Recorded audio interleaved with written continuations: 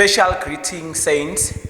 On behalf of the International Bethel Ministries, under the leadership of our Father Prophet SCBC, we would like to extend our invitation to this Passover service or conference starting from the 17th of this month to the 20th of April. Sifisa ukunikhumbuza bazalwane ukuthi umpostoli Paul ku1 Corinthians chapter 5 verse 7 uthi nelethi iphasika lihlatshiwe linguKristu.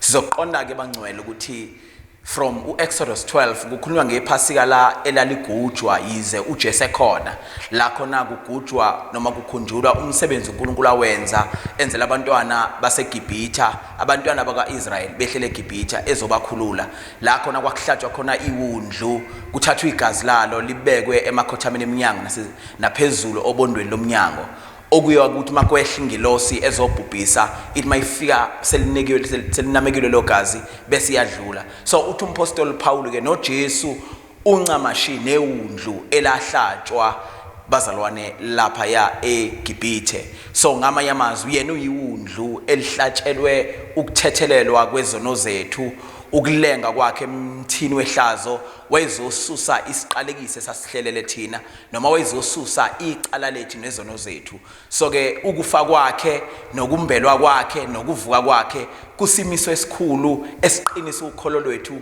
njengamaKristu. Asihlanganyeleni sonke ke kule weekend ubaba wethu prophet asimemele kuyona ukuthi size ebukhoneni bukaNkulunkulu sizozwa amandla kaNkulunkulu uNkulunkulu ekhulumisana nezimpilo zethu. Impela izimpilo zethu azisophinde sifane kule service esizoba nayo. Partake with us, join us, fellowship with us. uNkulunkulu anibusise. Amen.